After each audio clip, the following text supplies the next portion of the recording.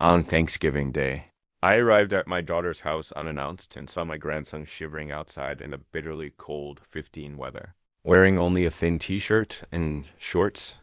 Inside, the entire family was comfortably sitting at the holiday table, enjoying their large turkey and laughing in the comforting warmth.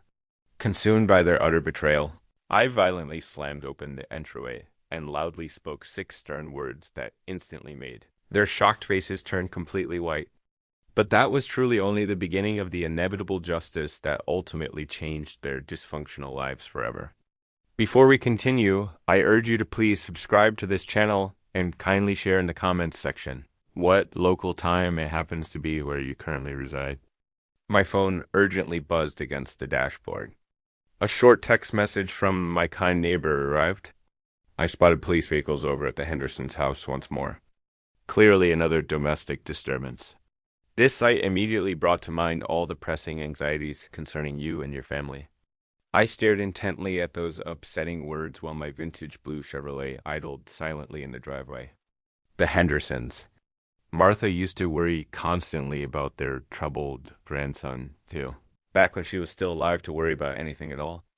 Now it was just me and that annoying, horrible feeling in my gut whenever I thought about Leona's disastrous second marriage.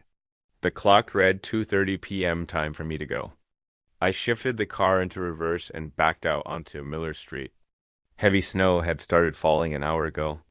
Fat, wet flakes that stuck tenaciously to everything and made the roads truly treacherous. The radio crackled harshly with urgent weather warnings as I turned onto I-75 south toward Cincinnati. My familiar classical rock station played, the same one Martha and I always listened to together. LED Zeppelin was playing something heavy and mournful that perfectly matched my somber mood. The passenger seat held 2 carefully chosen gift bags, one with a new, genuine, high-quality leather baseball glove for Amos, which regrettably cost me substantially more money than I had initially intended to spend. The other bag had several favorite comic books, the kind with powerful superheroes he'd been reading avidly since he was 12 years old. Now 18, he'd probably mistakenly thought he was far too old for them. But I distinctly remembered being 18. You are never truly too old for heroes. Family is all we have left, Martha used to softly say when she'd catch me grumbling about mandatory holiday visits. She'd been absolutely right then, and she was right now, even though her comforting voice only existed in my memory now. After losing her 6 long months ago, every family gathering felt incredibly precious and deeply fragile. The windshield wipers struggled valiantly against the accumulating, thick snow. Other cars crawled along slowly at half the posted speed limit, hazard lights blinking rapidly like nervous fireflies. I kept both hands firmly on the wheel and maintained a steady, careful 40 miles per hour. No point arriving at all if I ended up in a deep ditch. Exit signs counted down the rapidly dwindling miles to Cincinnati. I tried urgently calling Leona's house. Wanted to let them know I was coming and maybe surprise them less dramatically than just showing up uninvited. The phone rang 6 times before immediately going to voicemail. Strange. Usually someone was always home on Thanksgiving afternoon. A large gas station appeared suddenly through the dense snow. Bright, cold fluorescent lights cutting sharply through the gray afternoon like a guiding lighthouse. I pulled in, filled the large tank, and went inside to grab some hot coffee and a bag of those delightful peppermint candies Amos specifically liked.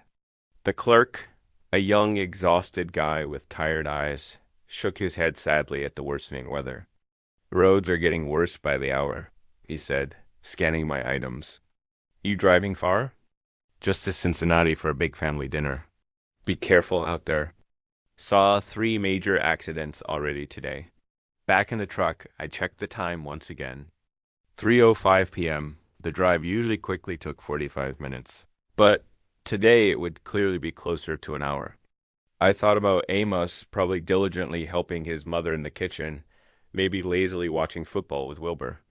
The boy had grown so much since the past summer when we went fishing at Lake Erie. Caught his first bass that great day. Grinned widely like he'd won the lottery jackpot. That's when I'd first noticed the ugly bruise on his arm. When I nervously asked about it, he'd suddenly gotten quiet, said something vague about falling off his bike, but the mark looked wrong to me. Too precise, too much like clear finger marks. I should have pressed him harder, should have definitely asked more uncomfortable questions. Martha would have known exactly what to do. The snow kept falling steadily as I took exit 15 toward Leona's exclusive neighborhood. Suburban streets were neatly lined with two-story houses, each one cheerfully decorated with pumpkins and festive autumn wreaths. Christmas lights were already starting to go up on some of them, twinkling brightly through the white curtain of snow. I turned slowly into Maple Grove subdivision, driving cautiously past houses where happy families were probably gathered around dining tables, sharing stories and passing platters of delicious dishes. Warm, inviting light spilled from the windows, creating golden rectangles on the immaculate snow-covered lawns. This was supposed to be a very good day, a deeply healing day. Martha would have truly wanted that for us. Leona's street appeared ahead, and I could clearly see her house at the very end of the block. The recognizable blue two-story with white shutters, Wilbur's dark pickup idling in the driveway next to her family sedan. Smoke rose gently from the chimney, and bright holiday decorations covered the front porch. Everything looked completely normal, peaceful even. I slowed the truck as I approached, already imagining the shock and surprise on their faces when I finally knocked on the door. Maybe Amos would quickly run to hug me like he used to do when he was smaller.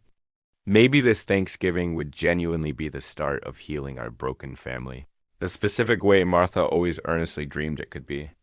I pulled into the driveway directly behind Wilbur's truck, the engine ticking loudly as it cooled.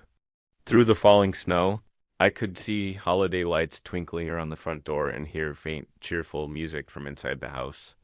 Something warm and inviting, like a genuine Norman Rockwell painting come to life. Then I saw him clearly. Amos sat forlornly on the front steps, hunched over with his arms tightly wrapped around his knees. No heavy coat, no winter hat, just a thin, long-sleeved shirt and jeans, already lightly dusted with snow. His young shoulders shook visibly, not just from the brutal cold, but from something far deeper. Jesus Christ, I muttered angrily, throwing open the truck door. The biting wind hit me like a physical slap, carrying sharp ice crystals that stung my face painfully.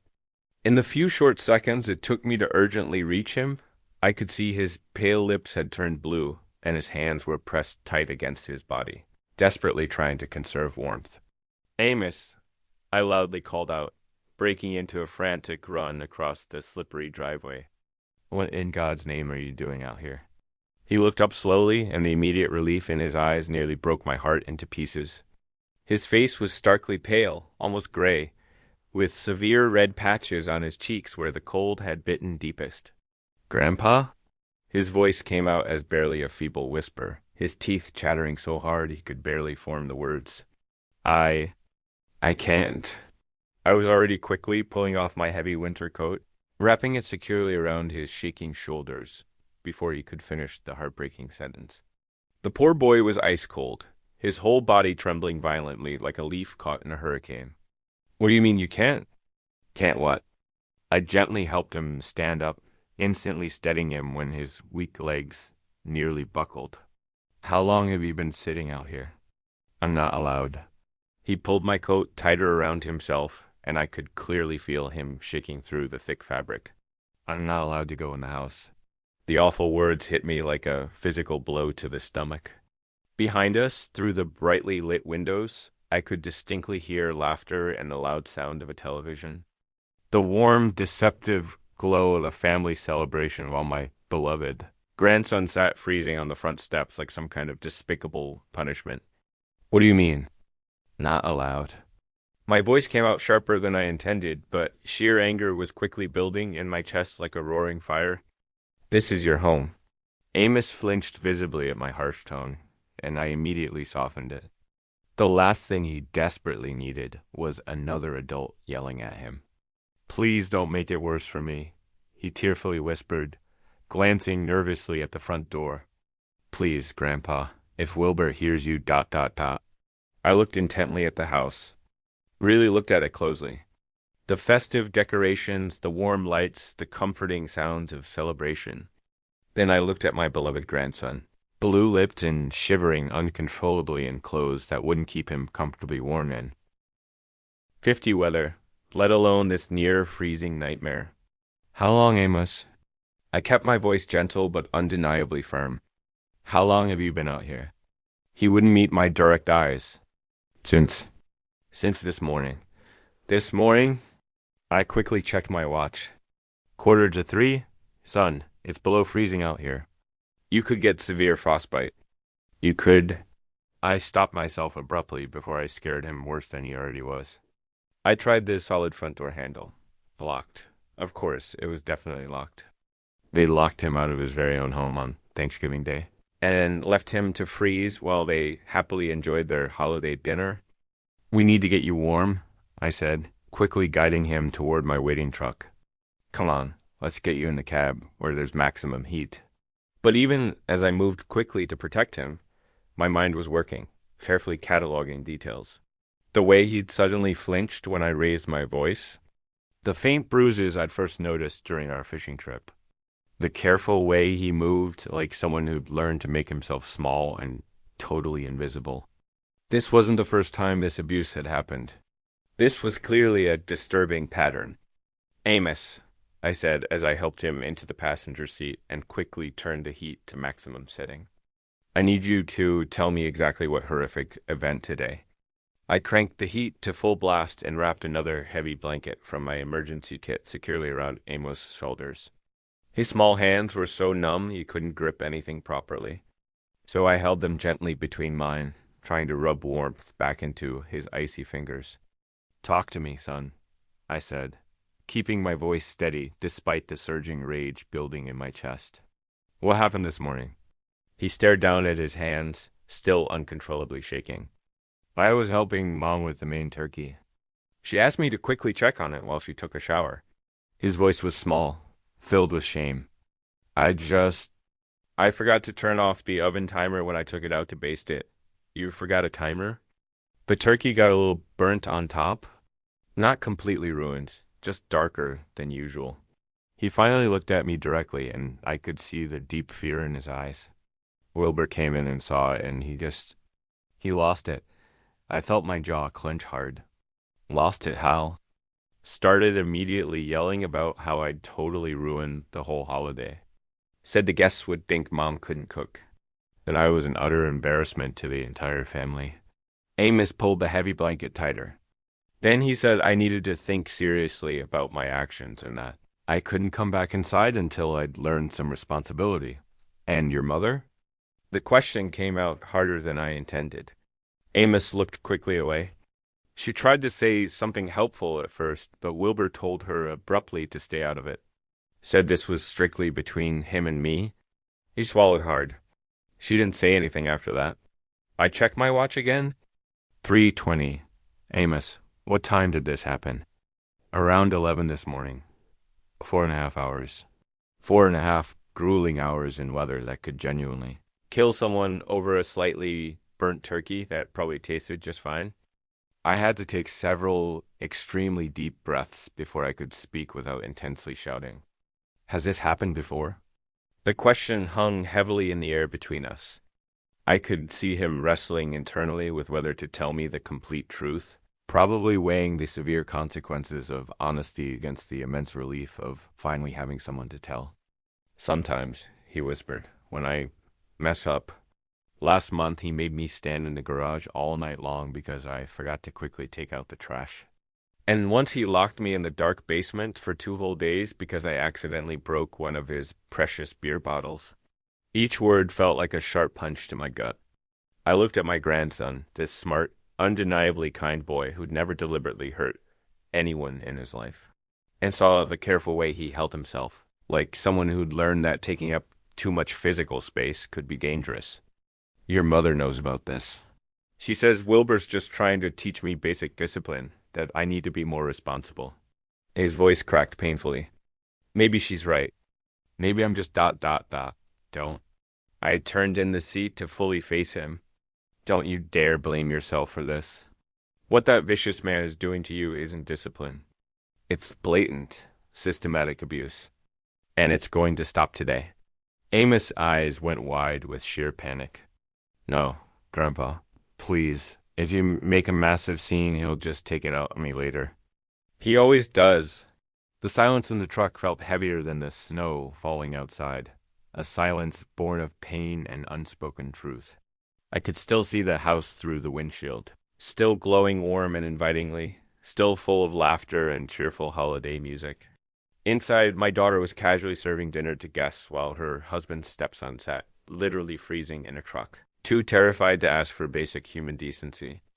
Listen to me very carefully, I said, taking his cold hands again. You are 18 years old now. You don't have to live like this anymore, and I'm certainly not going to let you. But where would I go? I don't have any money at all. I can't afford college without. You'll come home with me tonight. The sudden decision crystallized as I spoke the firm words. We'll figure out the rest later. I could see the intense hope and overwhelming terror warring intensely in his expression. Hope, because maybe finally someone was going to actually stand up for him. Terror, because he'd learned not to trust that things could actually suddenly get better.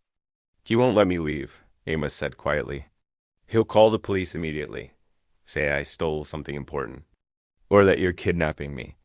I looked at the house again, at the warm lights and cheerful holiday decorations, and felt something cold and hard settle irrevocably in my chest. Martha had always been the diplomatic one, the only one who smoothed over family conflicts with endless patience and profound understanding.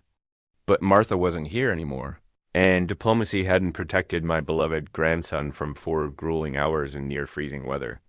Let me worry about Wilbur, I said, firmly opening the truck door. Right now, we're going to go and get your things. I stepped out into the snow, my heavy boots loudly crunching on the accumulating white. Behind me, I heard Amos scramble to quickly follow, my coat still securely wrapped around his shivering shoulders.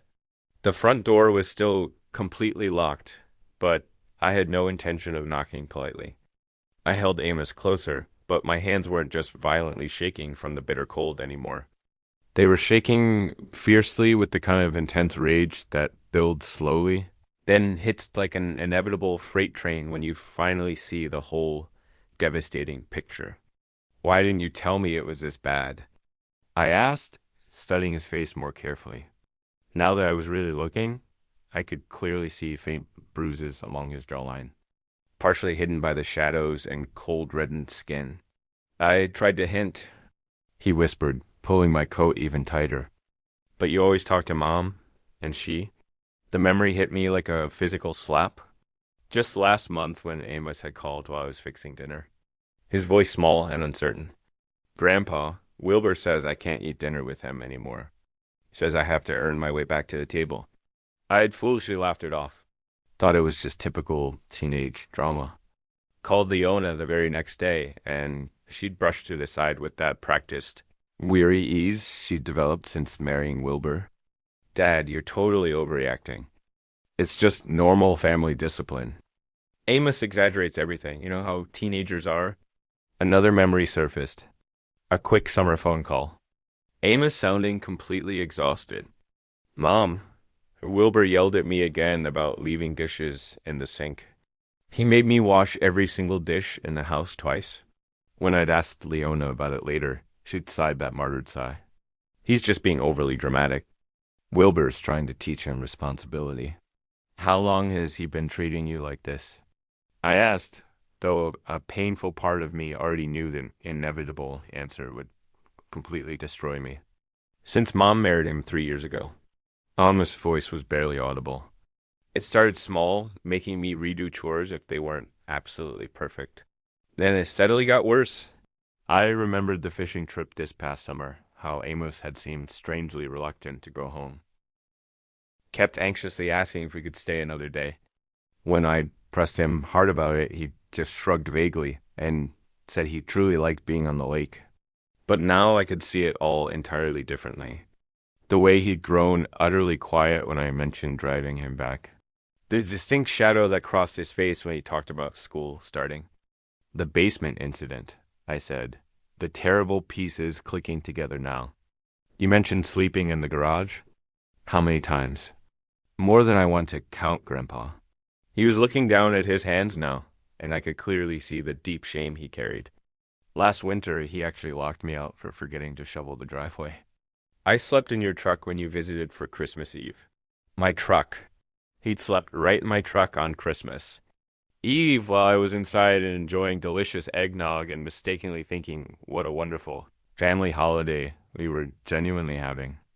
The immense guilt hit me like a violent physical blow. I looked toward the large house where warm light spilled from every single window, and I could hear the faint, sickening sound of laughter. A perfect suburban holiday scene while my grandson nearly froze to death on the front steps. Your mother knows about all of this. Amos nodded miserably. She says Wilbur's just trying to make me a better person, that I need to stop being so sensitive and learn to precisely follow rules. The intense rage was building now, hot and sharply focused. I could clearly feel it in my chest and the specific way my vision seemed to sharpen and narrow. Martha used to faithfully warn me about my terrible temper. Told me to count to 10 slowly before acting when I got like this. But Martha wasn't here anymore, and counting wouldn't effectively help my grandson. I stood up tall, still keeping Amos securely wrapped in my coat. Come on, we're going inside right now. Grandpa, no. Please. If you make a scene, he'll just ... He'll just what? I turned to face him fully. Make you sleep outside in freezing weather. Beat you. Starve you? I could clearly hear my voice getting harder and louder. Son, it genuinely can't get much worse than what's already happening to you. Amos looked intensely toward the front door with abject fear in his eyes. You don't understand how he gets when someone challenges him. But I was already walking purposefully toward the house, my grandson following reluctantly behind me. The front door looked solid and expensive, Wilbur's pride showing clearly in every detail of his perfect suburban fortress. I didn't bother knocking at all. My heavy boot hit the door just beside the lock with all the considerable force I could muster. 68 years old, but long decades of factory work had left me with more surprising strength than most men half my age. The hardwood splintered with a loud crack that echoed throughout the entire neighborhood, and the door slammed open so hard it physically bounced off the interior wall. The warm air rushed out immediately to meet us, carrying the overwhelming smell of roasted turkey and the sound of utterly shocked silence. I stepped into the entryway, Amos close behind me, and took in the scene that stopped me cold. The dining room table was meticulously set like something lifted from a glossy magazine. White, clean tablecloth, candles flickering softly, crystal glasses catching the light beautifully. Wilbur sat at the head of the table in a crisply pressed button-down shirt, a carving knife in his hand. Leona was seated beside him in a green dress I'd never seen before, her stylish hair perfectly styled. A younger girl, maybe 10 years old, sat across from them with a fork full of mashed potatoes halfway to her mouth. They were all completely frozen mid-motion, like someone had abruptly hit pause on their perfect holiday moment. The stark contrast hit me like a violent physical blow. Here they sat, incredibly warm and completely comfortable, enjoying their massive feast, while Amos had been shivering outside for over 4 excruciating hours. The turkey looked golden and truly beautiful, probably the replacement for the one Amos had supposedly ruined. Everything was pristine, peaceful, exactly what a family Thanksgiving should realistically look like. Everything except the undeniable fact that they'd left a vulnerable child outside to freeze.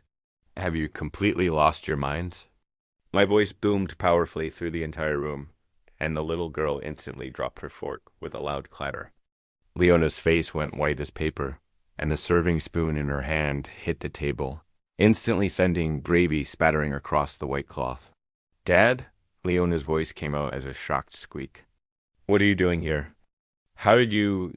While you're sitting here feasting like royalty, that poor boy was freezing outside. I pointed directly and accusingly at Amos, who was still securely wrapped in my coat and shivering despite the warm indoor air. 4 hours, Leona. 4 long hours in weather that could have easily killed him. Wilbur slowly set down his carving knife and deliberately rose from his chair. He was bigger than I vividly remembered. probably outweighed me by 50 pounds, but I'd been in my fair share of real fights when I was much younger. Size didn't always matter when you were angry enough and absolutely justified. Who gave you explicit permission to enter my house? His voice was carefully controlled, but undeniably dangerous. The specific tone of a man who wasn't used to ever being challenged. This is private property, and you're trespassing illegally. I could see him taking my exact measure, calculating carefully whether he could easily intimidate me into backing down. His chest puffed out slightly, and he moved around the table toward us with the predatory confidence of someone who ruthlessly ruled his own domain. Private property? I stepped forward deliberately to meet him. You mean the property where you locked my only grandson outside to freeze while you selfishly ate dinner? The younger daughter started crying loudly, confused and frightened by the shouting. Leona reached nervously over to comfort her, but her eyes never entirely left my angry face. I could clearly see the deep conflict there, torn between protecting her own father and staunchly defending her cruel husband. This is a private internal family matter, Wilbur said, his voice rising in pitch. And you have no business, double quotes, no business. I could clearly feel the heat rising intensely in my face. That's my grandson you nearly killed with your private family matter. Behind me, Amos pressed even closer, and I could physically feel him trembling, not just from the residual cold now, but from sheer fear of what was about to happen next. This was probably the very first time anyone had ever forcefully stood up to Wilbur in his very own house. And we all instinctively knew it was about to get extremely ugly. The holiday music was still playing softly in the background. Some sickeningly cheerful song about gratitude and fake family togetherness. The intense irony would have been funny if I weren't so furious I could barely see straight. I pointed directly and accusingly at Amos, my fingers steady despite the extreme rage coursing through me. Look at him, Wilbur. Really look hard at what you've done. Wilbur crossed his large arms and lifted his chin arrogantly. Every inch the man who truly believed he was completely justified in his vile actions. The boy ruined our entire holiday. He absolutely needed to learn a crucial lesson about responsibility and consequences. A lesson? I could barely believe what I was hearing from him. You nearly froze a child to death over a slightly burnt turkey. He's 18, not a helpless child. And this is my house with my absolute rules. Wilbur's voice took on that sickening, patronizing tone men often use when they smugly think they're being reasonable. I'm merely trying to teach him proper discipline, something his mother obviously completely failed to do in his first 17 years of life. Leona flinched visibly at that cruel comment, but didn't say anything at all. Just sat there in her fancy green dress, looking passively between us, like she was watching a boring tennis match, instead of a desperate fight for her own son's welfare. Discipline. I stepped closer deliberately to the table, close enough to clearly see the grease on Wilbur's dinner plate, the red wine stain on his smug lips. That's called child abuse, plain and simple, and you're lucky I don't call the police right now. Child abuse? Wilbur actually laughed loudly, a cold, hollow sound that made my skin crawl terribly. He forgot to turn off a kitchen timer and ruined a $20 turkey. I simply sat outside to think about his irresponsible actions. That's not abuse. That's responsible parenting. For 4 grueling hours in 5-degree weather, he's being overly dramatic just like always. Wilbur waved his hand dismissively like he was. Shooing away an annoying fly? Look at him. He's fine. A little cold never truly hurt anyone. I looked at Amos, still securely wrapped in my coat. His lips blue and his whole body shaking violently. Fine. This narcissistic man thought hypothermia was completely fine. Dad, please. Leona finally spoke up, her voice shaky and weak. Don't completely ruin our holiday. We can discuss this important matter later as a family. Ruin your holiday? I turned sharply to stare directly at my daughter. Your own son was sitting outside freezing while you happily ate dinner, and you're worried about me ruining your holiday? She looked quickly down at her plate, unable to meet my angry eyes. Wilbur was just... He was truly trying to teach Amos responsibility. Sometimes boys simply need firm guidance. Firm guidance? My voice cracked with disbelief. Leona, when you were 18 and you dented my truck, did I lock you outside in a blizzard? When you failed your math test, did I make you sleep in the garage? That's completely different, she whispered defensively. How? How is it possibly different? Wilbur stepped between us aggressively, his face bright red with intense anger. Because this is my house, and Amos is not my biological son. I have every single right to discipline him as I see absolutely fit. There it was finally, the awful truth out in the open for everyone to hear. Amos wasn't his blood, so Amos simply didn't matter to him. The boy was nothing more than utter inconvenience to be controlled, tormented, and brutally punished. You have precisely 30 seconds to genuinely apologize to my grandson, I said, my voice deadly quiet. 30 seconds to show some basic human decency. Wilbur's laugh was even colder and more menacing this time. I don't owe that boy anything at all. If he doesn't like my strict rules, he can simply find somewhere else to live. The little girl was crying harder now, and Leona was making weak shushing noises, but I could barely hear them over the ringing silence. All I could clearly see was Wilbur's smug, hateful face. All I could think about constantly was Amos sitting on those steps for 4 agonizing hours, mistakenly believing he deserved it all. Somewhere else to live. I stepped even closer, close enough to clearly smell the wine on Wilbur's heavy breath. You were right about that, I declared. He's going somewhere else to live. I reached quickly into my jacket pocket and pulled out my cell phone, my thumb hovering intentionally over the keypad. The movement was deliberate, slow enough for everyone in the tense room to fully understand exactly what terrifying action I was considering. Wilbur's face visibly changed when he saw the phone. The smug confidence cracked just slightly around the edges of his mouth. Either you sincerely apologize to my grandson right now, I said, my voice deadly calm, or I call Child Protective Services immediately and report this systemic abuse. You wouldn't dare? Wilbur stepped closer, trying forcefully to use his size to intimidate me. But I'd faced down much bigger men than him in my life, and I wasn't backing down from anyone who cruelly hurt my family. Try me. I started dialing the first emergency number. I've got plenty of damning evidence to tell them about leaving an 18-year-old outside in freezing weather for 4 hours. Behind me, Amos gripped my arm tightly. I could physically feel him trembling, but not from the cold anymore. This was fear of a completely different kind. The terror of someone who'd painfully learned that standing up only made things drastically worse.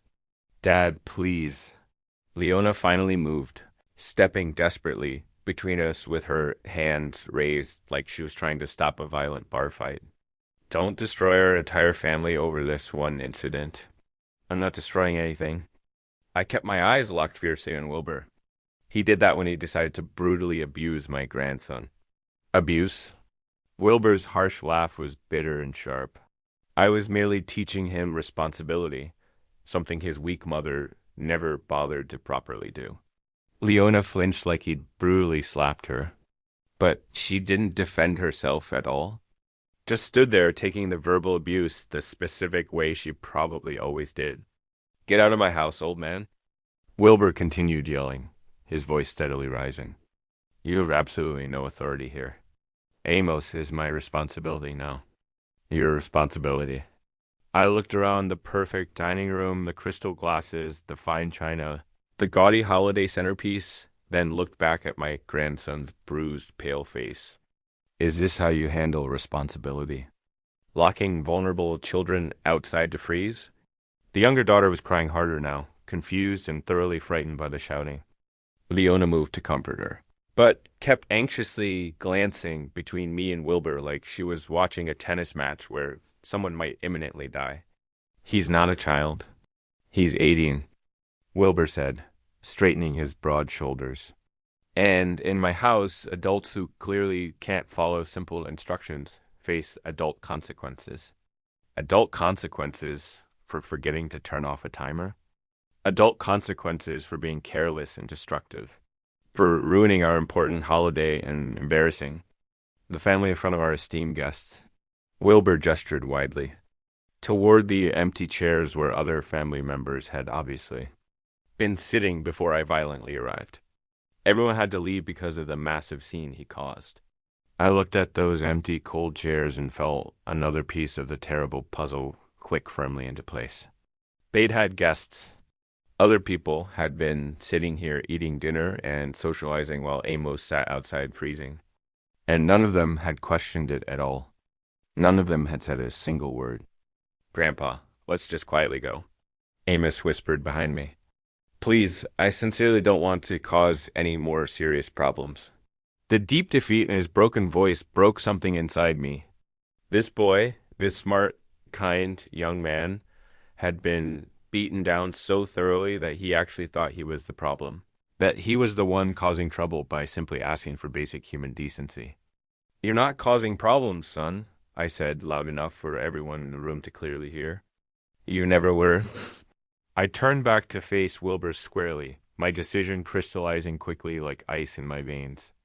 "You have precisely 30 seconds to genuinely apologize to my grandson for what you did today." "I am not apologizing for anything." Wilbur crossed his arms tightly, chin raised in clear defiance. "And I'm certainly not taking orders from some bitter, judgmental old man who can't accept that his precious grandson needed discipline. Then we're done here. Permanently." I closed the phone and resolutely put it back in my pocket. "Amos, go get your things now. You're coming home with me." The deafening silence that followed was total.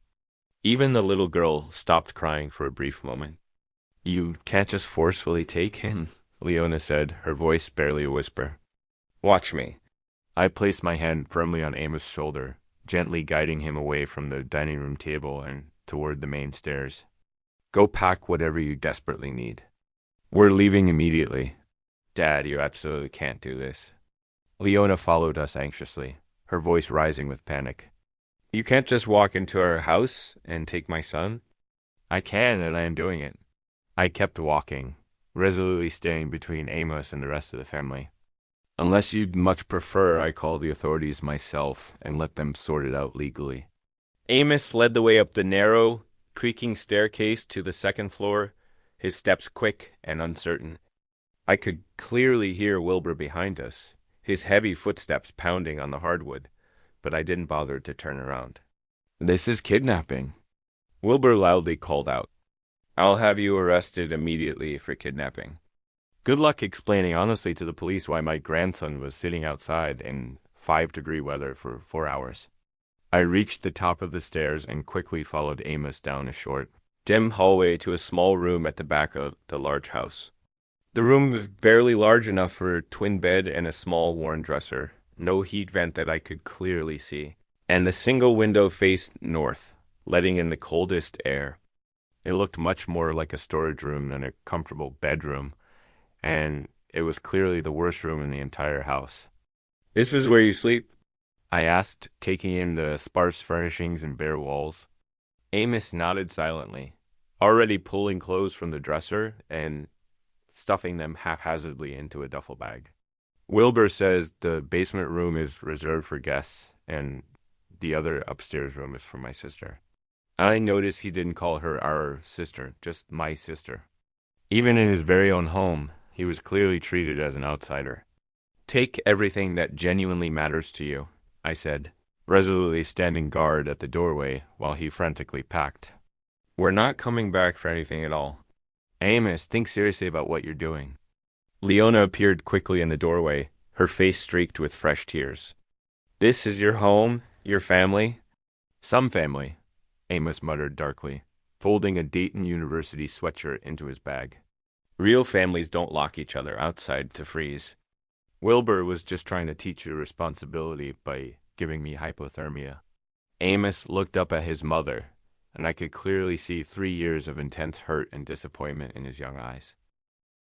"Mom, he made me sleep in the garage last week because I left a simple glass in the sink." "A glass? That's definitely not normal." Leona's face crumpled sadly. He has very high standards.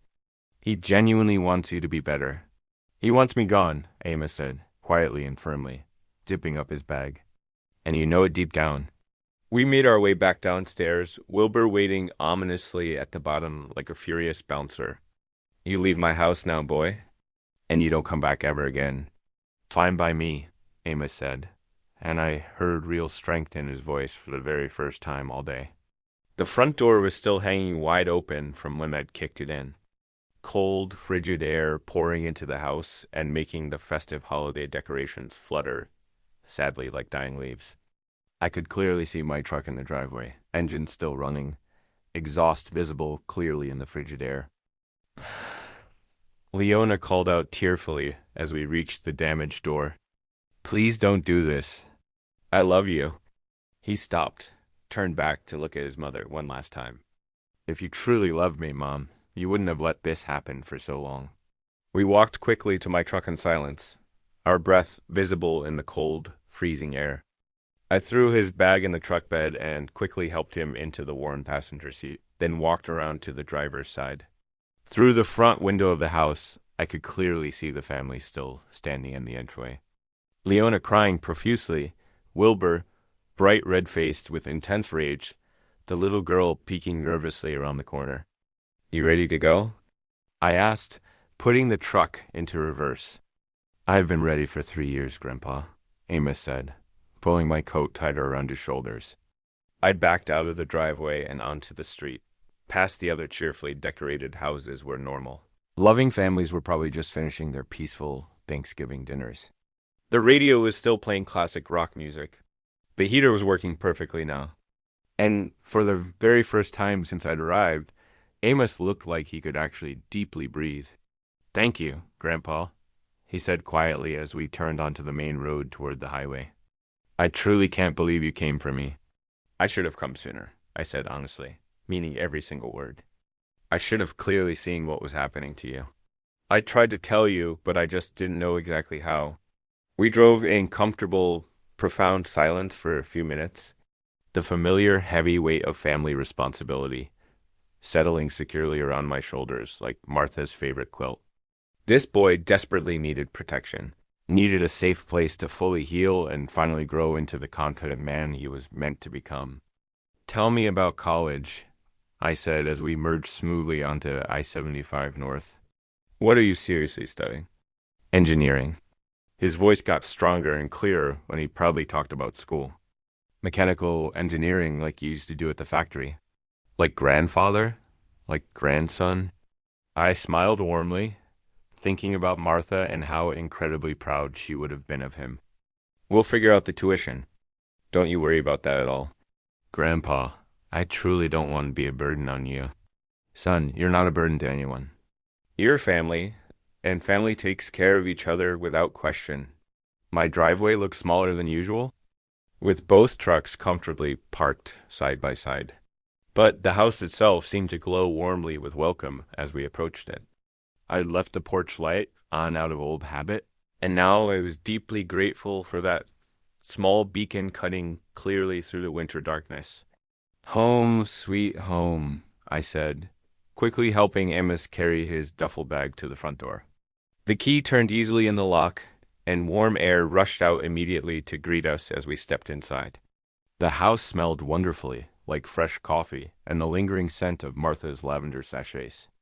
It wasn't much, just a modest ranch with worn furniture and carpet that had definitely seen better days. But it was completely paid for and it was undeniably ours. You remember where the guest room is located?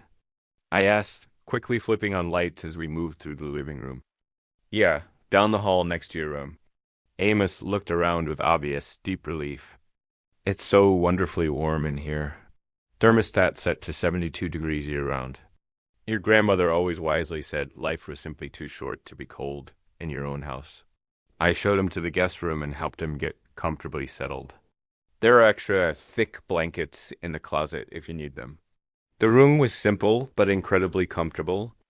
A double bed with one of Martha's handmade quilts, a dresser, and a reading chair by the window.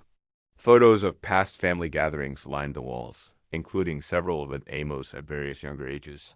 This had always been his room when he visited, and seeing him here now felt right in a specific way that nothing had felt right since Martha died. I'll get some dinner started right away, I said. Nothing fancy. I've got chicken in the freezer and some vegetables that seriously need using up. Can I help you? He asked immediately, and I could clearly see how desperately he wanted to be useful, to earn his keep. Sure, but you absolutely don't have to. This is your home now, not a job. We worked together comfortably in the kitchen, and gradually the day's intense tension began to leave Amos' shoulders entirely. I thawed the chicken in the microwave while he meticulously washed vegetables, and we moved around each other with the easy, natural rhythm of family members who'd cooked together many times before. Tell me more about what's really been happening lately, I said as I seasoned the chicken. Start right from the very beginning when your mother first married Wilbur. Amos was quiet for a long, reflective moment, clearly trying to decide exactly how much detail to share. It started small. Little comments about how I loaded the dishwasher wrong or left my shoes in the wrong place. Then it got steadily bigger. How much bigger exactly? He controls everything I do. When I eat, what I eat, when I can shower, when I can use the phone. Amos's voice got smaller as he bravely continued. He made Mom choose severely between him and me, and she chose him. I had to stop seasoning the chicken for a moment and firmly grip the counter. What do you mean she chose him? Last Christmas, when you visited, remember how I was unusually quiet during dinner? Wilbur had explicitly told me I wasn't allowed to speak unless someone asked me a direct question, and Mom didn't say anything at all to stop him. The terrible memory hit me like a sudden punch to the gut. I thought Amos was just being a typical, moody teenager. I'd even joked with Martha about it later, saying kids these days didn't know how to properly make conversation. Why doesn't your mother stand up to him fiercely? She's terrified, Grandpa. Amos started chopping carrots with mechanical precision. She told me once that if she leaves him, she'll lose the house and have to move back to that terrible apartment complex where we used to live. She simply can't afford to take care of us completely on her own. I slid the seasoned chicken into the oven and started a warm fire in the living room fireplace. The familiar, comforting ritual of wadding newspaper and stacking kindling helped momentarily calm my racing thoughts. Come sit here with me, I said when the fire was crackling steadily. Tell me about the good things happening. Tell me about school, about your good friends. We settled into the comfortable chairs by the fire, and for the very first time all day, Amos genuinely smiled. I made Dean's List last semester, and I've got this friend, Jake, who's diligently teaching me to play the guitar. Your grandmother always desperately wanted to learn guitar. I pointed to a framed photo on the mantel showing Martha at age 20, laughing and happily holding an acoustic guitar. She said music was the language of the soul. I remember her wisely saying that. Amos studied the photo with new, focused interest. I deeply miss her. Me too, son. Me too. We talked quietly until the chicken was done, sharing memories of Martha and making important plans for Amos's spring semester. The house felt alive again with comfortable conversation and laughter, the exact way it used to when Martha was here to naturally fill the quiet spaces. As we sat down to eat our simple but incredibly satisfying meal, I looked across the table at my grandson. Really looked hard at him. The fear was entirely gone from his eyes, replaced by something I hadn't seen in years. Genuine hope. We'll call the college tomorrow morning, I said, cutting into my chicken. Make sure your financial aid is properly sorted out. And we'll look into getting you a part-time job if you truly want one. Grandpa, you really don't have to do all this for me. Yes, I absolutely do it. I met his eyes across the table. That's what family's for, period. The phone rang just as we were finishing dessert. Leftover pie I'd found in the freezer. The loud sound cut through our peaceful evening like a sharp knife, and I could see Amos tense up immediately. I looked at the caller ID and felt my jaw clench tightly. Leona, the peaceful crackling of the fireplace was suddenly shattered by 3 sharp, authoritative knocks on the front door, not the gentle tapping of a neighbor, or the hesitant tap of someone unsure. This was the authoritative pounding of someone who expected immediate total compliance. Amos nearly dropped his coffee mug. Grandpa, stay behind me, I said, setting down my own cup and moving purposefully toward the door. The knocking came more insistent this time, accompanied by the muffled sound of multiple voices on my front porch. I flipped on the porch light and looked through the peephole. Two uniformed police officers stood on my doorstep, and behind them, like vicious predators waiting for their moment to strike, were Wilbur and Leona. "Mr. Burke?" the lead officer called out loudly. "Police, we need to speak with you urgently." I took a deep, steady breath and opened the door slowly, keeping my body positioned to firmly block their view of Amos. "What can I do for you, officers?" Wilbur immediately stepped forward aggressively, pointing an accusatory finger directly at me. "Officer, this man violently kidnapped my stepson. He broke into our house and took the boy without our permission." The lead officer, a middle-aged man with tired, weary eyes, held up his hand to quietly stop Wilbur. "Sir, we need to calmly sort out this whole situation. Mr. Burke, is there a young man named Amos Green on these premises right now?" "Yes," I said simply. "My grandson is securely here. He kidnapped him." Wilbur's voice rose dramatically in pitch. "Broke down our front door like some kind of crazed criminal and dragged the boy away from his own family." "Is the young man here completely voluntarily?" the second officer asked, pulling out a small notepad. Before I could answer, Amos appeared quickly beside me, still wrapped in the blanket from the couch. His voice was quiet but undeniably clear. "I want to stay with my grandpa." Wilbur's face flushed bright red. "See? He's been filling the boy's head with vicious lies, turning him against his own loving family." "What lies?" I stepped forward slightly. "The plain truth about how you left him outside in freezing weather for 4 hours. The damning truth about how you've been systematically abusing him for 3 long years." "Abuse?" Wilbur laughed coldly, but it sounded forced and brittle. "I was merely teaching him responsibility. The boy ruined our entire Thanksgiving dinner and needed to learn their severe consequences for his actions." The first officer looked between us with the weary expression of someone who'd broken up too many family disputes. "Mr. Burke, we're going to need everyone to please come inside so we can discuss this properly and calmly." I stepped back reluctantly, allowing the officers to enter my living room.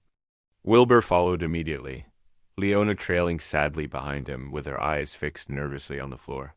She looked smaller somehow, diminished, like a woman who'd finally realized the true, terrible cost of the choices she'd made.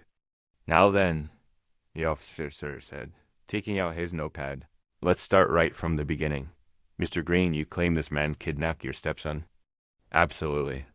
Wilbur straightened his shoulders stiffly, putting on what I clearly recognized as his reasonable authority figure performance. "I came home from work to find my front door broken and Amos gone. When I called around, neighbors said they saw an older man forcing the boy into a truck. Forcing. I couldn't keep the sheer disbelief out of my voice. "Officer, I rescued my grandson from child abuse." "That's what I keep saying over and over," Wilbur said, shaking his head sadly. "But the simple truth is he's never approved of my marriage to his daughter. He's been looking for any small excuse to cause trouble for us." The officer turned to Amos, who was standing close enough to me that I could physically feel him trembling slightly. "Son, did this man forcefully make you come with him?" "No, sir." Amos's voice was barely above a whisper. "He saved me." "Saved you from what exactly?" Amos glanced nervously at Wilbur, then back at the officer. "From freezing to death on the front porch." The second officer looked up from his notepad. "Explain that in detail." "I accidentally burned the turkey this morning." Wilbur made me sit outside in the cold to think about my actions. I was out there for over 4 hours in 5-degree weather. "He's exaggerating wildly," Wilbur said quickly. "It was maybe an hour, and he was dressed warmly enough." "An hour?" I stared at him intensely. "Officer, I have witnesses. My grandson was sitting on that porch in a thin shirt and jeans when I arrived, 3:15. He'd been there since 11 in the morning." The first officer looked at Wilbur with new, focused interest.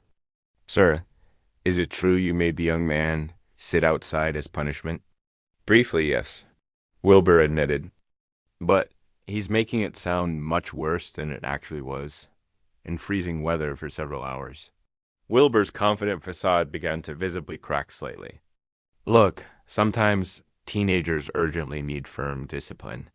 His mother and I agreed that double quotes. Mom didn't agree to anything. Amos said, his voice getting stronger. She just didn't stop you at all? All eyes turned to Leona, who had been completely silent throughout the entire exchange. She stood by the doorway like she was physically ready to run, her hands clasped tightly in front of her. Ma'am, the officer gently prompted. What's your specific version of events? Leona looked like a woman standing precariously at the edge of a steep cliff, knowing that whatever she said next would severely determine whether she stepped back to safety or plunged into the abyss below. Her hand shook violently as she glanced between Wilbur's expectant face and Amos's hopeful eyes. Mrs. Green, the first officer said gently, we urgently need to know what really happened today. Wilbur moved aggressively closer to his wife, and I could clearly see the subtle intimidation in his posture. The specific way he positioned himself to loom menacingly over her, the dark warning look in his eyes. Tell them, honey. Tell them how your father has been actively poisoning Amos against our family. The officer noticed it too. Sir, please step back immediately and let your wife speak for herself. Leona's voice came out as barely a whisper. She quickly cleared her throat and tried again. Amos did unfortunately burn the turkey this morning, and ... The officer prompted her patiently. And Wilbur was severely upset, very, very upset. Her eyes darted nervously to her husband, then quickly away. He said Amos needed to learn responsibility by sitting outside in freezing weather. Leona nodded sadly and miserably. Wilbur said it would teach him to be much more careful. How long was he outside, ma'am? Another fearful glance at Wilbur, who was standing rigid with barely controlled anger. Since around 11 this morning. Until when? Until my father arrived. Her voice was getting smaller with each word. Around 3:15. The officer did quick mental math in his head. Over 4 hours in 5-degree weather? She's clearly making it sound much worse than it was, Wilbur interjected loudly. He could have come inside any time if he'd sincerely apologized and shown some genuine remorse. No, he definitely couldn't, Leona said suddenly, and everyone turned to stare at her in shock. You locked the front door. You explicitly told me not to let him in no matter what I thought. The silence that followed her statement was absolutely deafening. Wilbur's face went white, then red, then back to ghostly white. Leona, he said, his voice dangerously quiet. What exactly are you doing right now? I'm telling the truth for once. She looked directly at Amos, and I could clearly see tears starting to form in her eyes. For once in 3 long years, I'm telling the complete truth. The officer leaned forward slightly. Mrs. Green, has this specific kind of cruel punishment happened before? Yes. The word came out in a sudden rush, like she'd been desperately holding it back for years. He's made Amos sleep in the cold garage, in the dark basement. He's locked him out of the house overnight repeatedly. Her voice grew stronger with each painful confession. He controls when Amos can eat, when he can shower, when he can even speak at the dinner table. Leona, shut up right now. Wilbur's vicious mask finally slipped completely. You have no idea what terrible thing you're doing. You'll destroy everything we've built together. What we've built. She turned on him with sudden, fierce fury. What exactly have we built except fear and misery? Look at my son right now. Look what you've cruelly done to him. I watched Amos's face completely transform as his mother finally stood up for him. 3 long years of doubt and self-blame seemed to entirely melt away as he realized that someone else could clearly see the painful truth of what he had endured. The first officer stood up and moved purposefully toward Wilbur. Sir, I'm going to need you to turn around and put your hands behind your back immediately. This is absolutely ridiculous. Wilbur backed defensively toward the door. You're going to arrest me based on the word of a bitter old man and his delusional, hysterical daughter? Based on the physical evidence clearly present and multiple corroborating testimonies about child endangerment, the officer said calmly, pulling out his handcuffs. You have the right to remain silent. As they read Wilbur his Miranda rights and firmly led him toward the front door, he turned back to Leona with pure, unadulterated venom in his eyes. You'll deeply regret this betrayal. You'll lose everything important. The house, the money, everything you value. It'll be absolutely nothing without me. I'd rather be nothing than watch you hurt my son ever again, she said. And for the first time in years, she sounded like the strong, determined woman who'd raised Amos on her own. The door closed firmly behind the officers and their prisoner, leaving the three of us alone in my quiet living room. Leona collapsed into a nearby chair and started crying uncontrollably. Not the quiet, careful tears she'd shed before, but deep, wrenching sobs that seemed to truly come from years of buried pain and guilt. Amos went to her immediately, kneeling gently beside her chair. Mom, it's truly okay. It's completely over now. I'm so incredibly sorry, she whispered through her tears. I should have protected you fiercely. I should have been much stronger for you. You were strong tonight, Leona, I said, settling back into my chair by the comforting fireplace. When it mattered most decisively, you chose your son over your husband. That took real, profound courage. The fire crackled peacefully in the grate, and for the very first time in months, my house felt like a real home again. Not just because my family was physically safe, but because the truth had finally been spoken aloud, and justice was finally being served. Amos looked up at me from where he knelt beside his mother's chair. What happens now, Grandpa? Now we heal, I said simply. We take our time, and we heal together. 4 months later, the morning sun streamed brightly through my kitchen window, as Leona expertly flipped pancakes on the griddle. And Amos sat at the table, eagerly reviewing his official acceptance letter from Ohio State's prestigious engineering program. Full scholarship, he said for the 10th time that week, still not quite believing his fantastic luck. They're actually paying me to go to school. That's what precisely happens when you're brilliant and work extremely hard, Leona said proudly, sliding a tall stack of pancakes onto his plate. She looked noticeably different now, stronger, much more confident and composed. The part-time job at the local library had given her the vital independence she'd never had before, and the fair divorce settlement had provided enough initial money for her to confidently start over. Your grandmother would have been so proud of your accomplishment, I said, settling into my chair with my hot coffee. The kitchen felt alive in a way it hadn't since Martha died, full of meaningful conversation and laughter and the comfortable chaos of a real family being together. Leona had moved in permanently after Wilbur's conviction. The guest room had become her personal space, and we'd converted the basement into a proper, warm bedroom for Amos, not a punishment cell like at Wilbur's house, but a comfortable, private retreat with good heating and windows that actually opened wide. Dad, are you absolutely sure you don't mind us staying here indefinitely? Leona asked nervously, joining us at the table. I know you're very used to your personal independence.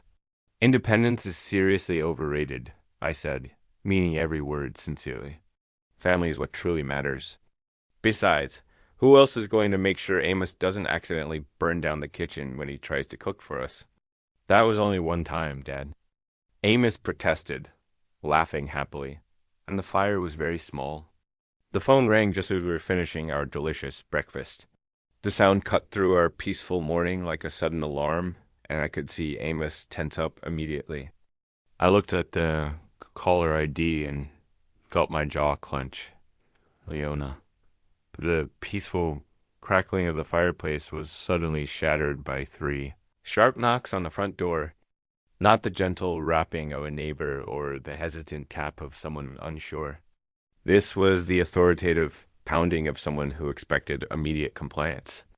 Amos nearly dropped his coffee mug. Grandpa, stay behind me, I said, setting down my own cup and moving toward the door. The knocking came again, more insistent this time, accompanied by the sound of multiple voices on my front porch. I flipped on the porch light and looked through the peephole. Two uniformed police officers stood on my doorstep, and behind them, like predators waiting for their moment to strike, were Wilbur and Leona. The final sentence in that paragraph was mistakenly repeated from earlier, which I will now correct and change slightly. I flipped on the porch light and looked through the peephole. Two uniformed police officers stood on my doorstep, and behind them, I could see the faces of Wilbur and Leona. The phone rang again, and Leona answered it. Burke residence. Oh, hi, Jake. Yes, he's here. Guitar practice at 4? Sure, I'll tell him. She hung up and turned to us. Your friend Jake urgently wants to know if you're still planning to practice for the upcoming talent show. The talent show? I raised an eyebrow in surprise. You didn't tell me about any talent show. Amos grinned widely, looking more like the confident, healthy young man he was supposed to be. It's nothing too big. Jake and I are doing an acoustic set. A couple of classic rock songs you'd probably instantly recognize. I'll be right in the front row, I promised enthusiastically. After breakfast, I found Leona in the living room carefully arranging new, happier family photos on the mantel alongside the cherished pictures of Martha. There was one from Amos high school graduation that we tragically missed because of the awful Wilbur situation. One from our successful fishing trip last month. And one from Christmas morning, our first real family Christmas in many years. Any word from Wilbur recently?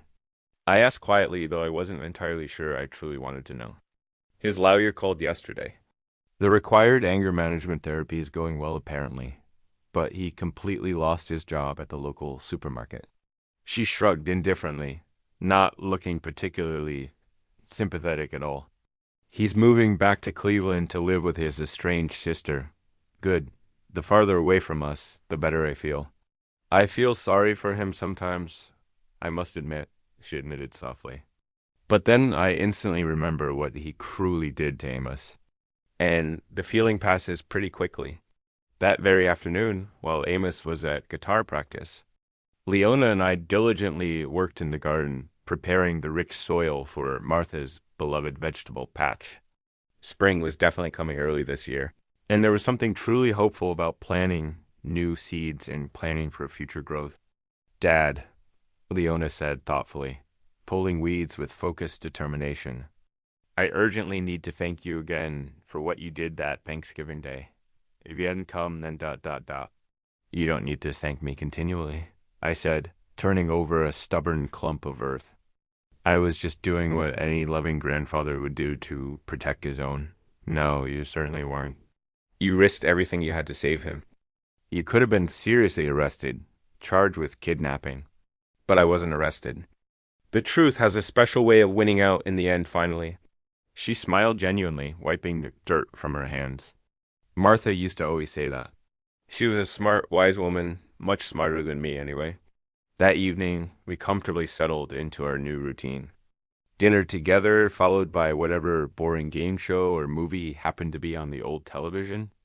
It wasn't particularly exciting or glamorous, but it was exactly what we all desperately needed. Predictable, peaceful, and absolutely safe. Amos had his guitar out, quietly practicing in the corner, while Leona worked on a challenging crossword puzzle, and I read the newspaper. Normal family activities that had seemed completely impossible just a few short months ago. Grandpa, Amos said during a commercial break, I've been seriously thinking about changing my major. From engineering to what exactly? Social work, maybe counseling. He sat down his guitar and looked at me seriously. I want to help other kids who are going through the same ordeal I went through. I felt a surge of pure pride so strong it almost physically took my breath away. This young man who had every right to be bitter and justifiably angry wanted to use his terrible experience to actively help others. That's a fine, honorable goal, son, I said warmly. Your grandmother always wisely said the very best way to heal from pain is to help others effectively avoid it. Can't wait at all. Think we'll catch anything bigger than last year's haul? With your luck, you'll probably catch a giant whale. We stood in comfortable, profound silence. Two generations of Berkman who'd found their healing way back to each other through crisis, honesty, and truth. In a few short months, Amos would head off to college, and eventually he'd build his own life and a loving family. But the foundation was completely solid now, built on honesty, protection, and the kind of unconditional love that doesn't ask for anything at all in return. Grandpa, Amos said as we headed back inside. Yeah, thank you for bravely coming to get me. Thank you for being truly worth saving. The house was warm and bright as we locked up for the night. Three people who profoundly learned that family isn't just about blood relations. It's about showing up when it truly matters most, telling the difficult truth even when it's hard, and actively protecting the people you love dearly, no matter what the ultimate cost may be. Martha would have been incredibly proud of all of us today. If you like this story, please like this video, subscribe to this channel, and share your impressions of this emotional story in the comments section below. To listen to the next compelling story, click on the box on the left. Thank you for watching.